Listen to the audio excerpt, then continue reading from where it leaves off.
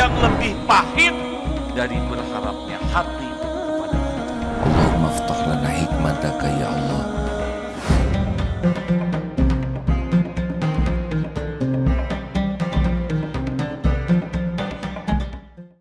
Ya, silakan langsung saja. Bismillahirrahmanirrahim. Assalamualaikum warahmatullahi wabarakatuh. Apa kabar sahabatku sekalian? Alhamdulillahirabbil alamin. Allahumma shalli ala sayyidina Muhammad wa ala alihi wa ashabihi ajmain. Masih dari kota Mekah Al-Mukarramah.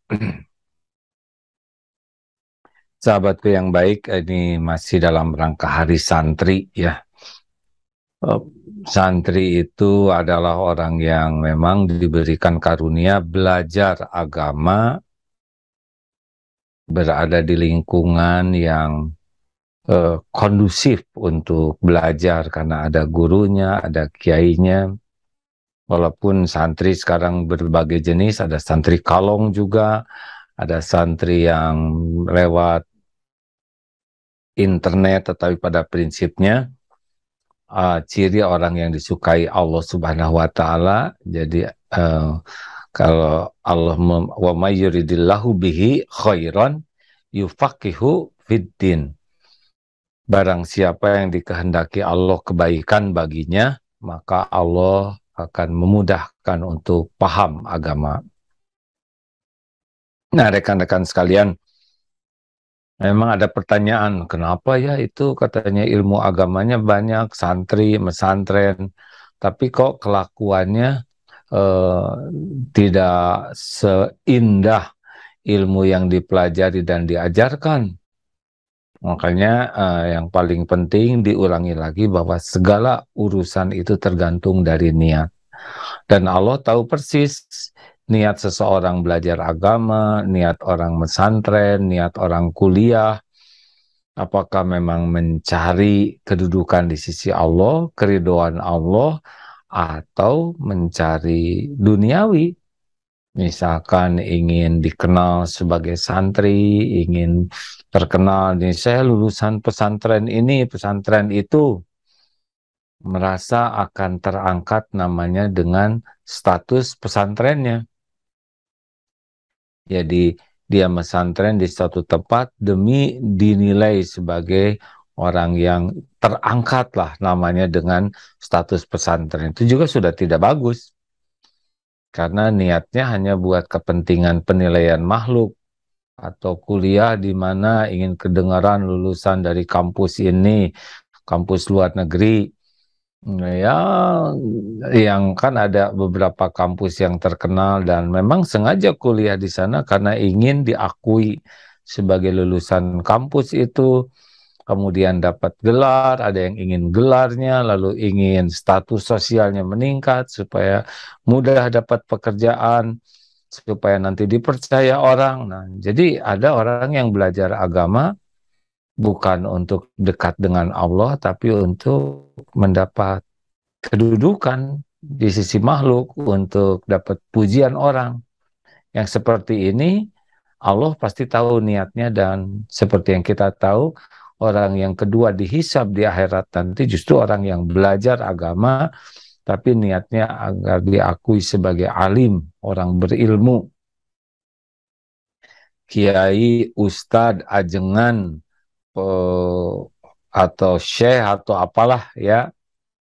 Jadi belajar agama itu bukan untuk mengenal Allah, bukan untuk dekat dengan Allah, tapi hanya buat kepentingan duniawi, namanya pujian, pengakuan, penghargaan, imbalan dunia. Nah ini Allah tidak bisa dibohongi. Ya makanya kalau mau pesantren, mau belajar, mau kuliah, yang pertama kali adalah harus nanya niatnya apa nih? Apa jadi niatnya belajar? Ya satu saja. Inna sholati wa nusuki wa mahyaya wa mamati lillahi rabbil alamin. Sesungguhnya sholatku, ibadahku, hidupku dan matiku semata-mata karena Rabb semesta alam, karena Allah. Jadi udah, saya belajar karena Allah nyuruh belajar dan Allah suka kepada orang yang belajar. Sudah cukup itu. Selebihnya nanti Allah akan membimbing kita jadi apa gitu ya. Apakah nanti jadi kiai atau tidak, jadi ustadz atau tidak, yang penting kita jadi dicintai Allah. Itu saja yang paling penting. Tidak tidak ribet dengan status, gelar, pangkat. Kalaupun ingin, kalau nggak dikasih oleh Allah tidak terjadi. Kalaupun dikasih oleh Allah gelar, ya dia tidak dapat pahala. Kalau niatnya hanya semata-mata untuk cari kedudukan di sisi makhluk atau hanya cari duniawi saja. Satu. Yang kedua, kenapa orang punya ilmu agama tapi akhlaknya kok tidak seperti ilmu yang dipelajarinya? Yang kedua namanya ilusi ilmu. Jadi ada yang belajar, terus belajar ilmu agama, tapi jadi ketipu. Seakan-akan dengan tahu berarti sudah mengamalkan. Sudah tahu ilmu ini, tahu ilmu agama, tahu sabar, tahu syukur, tahu ikhlas, tahu khusyuk, ilmu khusyuk ya. Tahu ilmu sedekah, tahu ilmu ya berbagai ilmu agama, tahu ilmu zakat. Tapi diamalkan atau tidak nih? Kadang-kadang tahu ilmu tahajud, tapi dia sendiri tidak tahajud. Tapi kalau berdebat tentang tahajud luar biasa. Ilmu ukhuwah tahu, tapi pada saat yang sama dia tidak akur dengan sesama ulama, tidak bisa uh, tidak tidak bahkan ilmu itu yang membuatnya tidak akur. Ya, ini luar biasa ini. Jadi seperti yang jangan ngomongin orang sambil ngomongin orang. Sabar dong. Jadi orang tuh harus sabar sambil tidak sabar. Begitulah. Jangan marah-marah sambil marah. Nah, kita tidak boleh ini tertipu oleh ilmu seakan-akan dengan tahu kita sudah mengamalkan. Beda lagi. Tahu beda dengan paham. Paham dengan bisa juga beda lagi. Bisa dengan istiqomah beda lagi. Tahap pertama tahu. Dengan belajar serius jadi paham. Sesudah paham, dilatih riyadhah baru bisa beramal. Kalau dia mujahadah terus menjaga amalnya baru istiqomah. Nah, inilah sebetulnya yang harus kita perjuangkan. Jadi bukan hanya tahu, juga bukan hanya paham, tapi harus jadi amal. Pertanyaan ketiga, itu malah jadi banyak amalnya juga. Dia rajin ke masjid, rajin ngaji. Dia bahkan ke pengajian lebih rajin. Kelihatannya one day one juice. Dia juga suka terlibat dalam sedekah, aksi sosial. Tapi kenapa ya kok akhlaknya tuh nggak enakan? Nah, ini berarti yang ketiga masalahnya yaitu fokus dengan amal lahiriah. Jadi senang dengan amal-amal lahiriah, sholat, ke masjid, baca Quran. Ini bagus, tapi tidak cukup. Karena innallaha la yanzuru ila suwarikum wa amwalikum, walakin yanzuru ila qulubikum wa amalikum. Sesungguhnya Allah tidak melihat rupa dan hartamu, tapi Allah melihat hati dan amalmu. Seperti sholat ya, memang benar harus sesuai dengan syariat. Rukunnya, wajibnya, sunnahnya itu tidak boleh ngarang sholat itu. Tapi ya tidak cukup, hanya badan dan mulut. Hati kemana? Karena yang dinilai oleh Allah kehusuan. Baca Quran bagus, tahsinnya bagus, hafalannya bagus. Tapi hati kemana? Kalau hatinya tidak dilatih untuk bersih dari ria, bersih dari ujub, bersih dari takabur, maka fokus kepada lahiriah itu sangat tidak cukup. Nah, ini dia nih. Tidak semua orang yang mengamalkan ilmu agama lahiriah fokus, tapi hatinya tidak semua orang serius membersihkan dari kemusyrikan, kemunafikan, ujub, ria, takabur. Jadi Masalah yang ketiga adalah ada yang sibuk beramal, tapi sibuknya amalan lahiriah.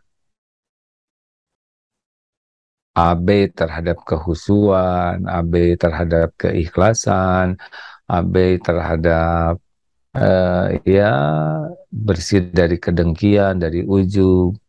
Tapi amal banyak, ya amal banyak. Nah itu dia masalahnya. Nah masalah yang keempat ini yang paling repot nih ya. Ilmu agamanya nambah, ibadahnya nambah, tapi penyakit hatinya nambah. Jadi tambah ujub, merasa paling soleh, merasa paling benar, merasa paling jadi ahli sorga, merasa yang dan sombong. Jadi sombongnya tuh melihat orang lain tuh jelek, salah, sesat, begitu saja. Jadinya nambah ilmu tuh parahnya tuh jadi nambah ujub, merasa paling spesial, merasa paling suci, merasa paling berkedudukan di sisi Allah, lalu sombong. Sombong itu merendahkan orang lain, tidak mau menerima kebenaran yang lain karena sudah tertipu oleh merasa diri paling benar. Walaupun itu ulama yang tapi karena sudah sombong lewat, tidak ada yang benar selain dirinya. Karena nambah ilmu, ibadah nambah juga, makin merasa suci, makin merasa mulia. Jadi ke orang lain tuh merendahkan, menghina, iri, dengki, jadi nggak nyaman. Nah ini karena belajar agama dan juga mengamalkan tidak serius untuk membersihkan hati. Kalau yang tiga tadi, dia tidak sampai destruktif, cuman tidak berkualitas. Tapi yang keempat ini benar-benar jadi rusak dan merusak ya. Nah, makanya kalau mau belajar agama ya harus lurus niatnya. Ya Allah, saya niat belajar karena Engkau. Saya ingin mengenalmu. Saya ingin bisa dekat denganmu. Saya ingin bisa pulang nanti kepadamu. Tunjuki saya ya Allah. Rabbana atina. Rabbi zidni ilma warzuqni fahma. Minta diberikan ilmu yang manfaat terus. Ya Allah, berikan saya pemahaman. Wahai yang maha tahu segala-galanya, saya ingin bisa mengenalmu. Saya ingin bisa mengenal apa yang membuat saya dekat kepadamu. Saya juga ingin tahu apa yang membuat engkau murka. Itu kan agama di sana. Udah nggak usah pikirkan penilaian orang, pujian, kekaguman, silakan. Mau pesantren di tempat pesantren terbaik, mau kuliah di tempat yang paling bagus, di mana nggak ada masalah, silakan. Itu juga milik Allah. Tapi jangan merasa mulia hanya dengan tempat sekolah, tempat pesantren, tempat kuliah, apalagi jadi sombong, merasa jangan. Itu gagal nanti ilmunya. Yang kedua, kalau sudah dapat ilmu, ya amalkan sekuat tenaga. Mungkin tidak 100% bisa langsung diamalkan, tapi amalkan sebisa mungkin ya. Dan makin nambah ilmu, sadar bahwa ilmu ini adalah amanah dari Allah. Kita dapat ilmu itu Allah yang memberi sebagai nikmat, juga sebagai ujian. Nah, baru lulus kalau ilmu itu sekuat tenaga diamalkan dengan ikhlas. Jadi kita mengamalkan ilmu bukan juga untuk dianggap orang sebagai orang soleh. Kita mengamalkan ilmu bukan agar orang lain mengakui amal-amal kita. Enggak ada. Kita mengamalkan ilmu karena ilmu ini amanah dari Allah untuk diamalkan. Jadi kita bisa berilmu itu karena Allah yang memudahkan, Allah yang memberi, dan Allah melihat kita mengamalkan atau tidak. Dan kalaupun kita mengamalkannya tidak untuk dinilai orang, ya kita mengamalkan karena Allah yang maha melihat, maha mendengar, maha memperhatikan. Sadar kita bahwa ilmu yang kita miliki dari Allah, kita amalkan supaya Allah senang. Jadi nggak ada perlunya kita cari kedudukan di sisi orang dengan amal-amal kita. Nah, yang ketiga, kita juga tidak cukup hanya sibuk amalan lahir. Seperti sholat gitu ya, kita harus mulai meningkatkan kehusuan. Jadi jangan puas hanya dengan sholat, melaksanakan sholat. Ada ulama yang mengatakan aqimus sholat itu bukan waktu sholat di masjidnya, tetapi keluar dari masjid bagaimana tegak enggak sholat itu di dalam keseharian kita. Kalau sedang di masjid Allahu Akbar, kita membesarkan Allah. Tapi di luar kita membesarkan Allah atau tidak. Nah ini penting. Jadi sholat itu tidak cukup hanya fisik dan mulut, tetapi kita harus hati. Ada seorang ulama yang kalau saya mah sholat mah bisa merasa khusyuk tuh kalau dua hal. Satu, saya merasa Allah sedang melihat saya dan mendengarkan, memperhatikan saya. Dan yang kedua, jangan-jangan ini sholat yang terakhir saya, Fatihah yang terakhir. Saya kan tidak tahu nanti meninggal atau enggak, kapan. Nah, jadi karena pikirannya selalu merasa dilihat Allah, diketahui, didengar oleh Allah, dan dia juga belum tentu hidup, nanti sholat yang akan datang. Jadi sholat itu dijaga, katanya begitu. Nah, luar biasa. Nah, ini kita harus benar-benar amalan kayak sedekah gitu ya. Kita sedekah harus jaga, kalau bisa tangan kanan memberi, tangan kiri tidak tahu. Jadi kita meningkatkan kualitas keikhlasan kita. Jadi sholat, sedekah, baca Quran tuh benar-benar seperti pas baca Quran tuh, pas buka Quran ya. Ini ulama juga yang dapat pelajarannya. Ketika engkau buka Quran, sebelum engkau baca langsung hatimu, ini adalah kalamullah. Ini adalah kalam Allah untuk kita. Perkataan Allah. Jadi sudah beda tuh. Kan ada yang baca Quran, ya Quran aja nggak ingat ini kalamullah. Tahu secara letterleks, tapi hatinya tidak merasa ini kalam Allah nih. Ini Allah sedang memperhatikan kita membaca kalamnya. Ini beda nih dengan buku apapun, dengan perkataan siapapun. Makanya kehadiran hati di dalam amal-amal kita luar biasa. Dan yang keempat itu ya kita harus tahu bahwa menambah ilmu itu untuk menambah bersih hati, nambah amal juga agar kita makin bersih hati, bukan sebaliknya. Jadi ujub, jadi ria, itu gagal. Karena rezeki yang sebenarnya sebetulnya bukan pada ilmu dan amalnya. Rezeki yang asli itu adalah pada qalbun salimnya. Makanya nambah ilmu, alat ukurnya adalah makin takut enggak ke Allah, makin harap enggak ke Allah, makin bersih dari kemusyrikan berarti kalau roja dan khaufnya ke Allah. Tapi dengan menambah ilmu kita jadi berharap dari makhluk, makin takut ke makhluk, berarti tidak bagus itu. Karena berkahnya ilmu itu adalah makin bersih hati. Juga dengan sholat, saum, sedekah, zakat, haji, umroh, dan amal-amal lainnya, makin bersih enggak hati kita. Karena memang amal itu dirancang untuk membersihkan hati. Goalnya qalbun salim, yauma la yanfa'u malu wala banun illa man atallaha biqalbin salim. Ingat hari yang tiada manfaat harta dan anak-anakmu kecuali orang yang berjumpa dengan Allah biqalbin salim. Ilmu yang manfaat itu ilmu yang membuat hati jadi qalbun salim. Ibadah yang benar, ibadah yang manfaat itu ujungnya hatinya bersih. Karena Rasulullah begitu, para sahabat juga begitu. Jadi kalau nambah ilmu, nambah amal, hati jadi busuk.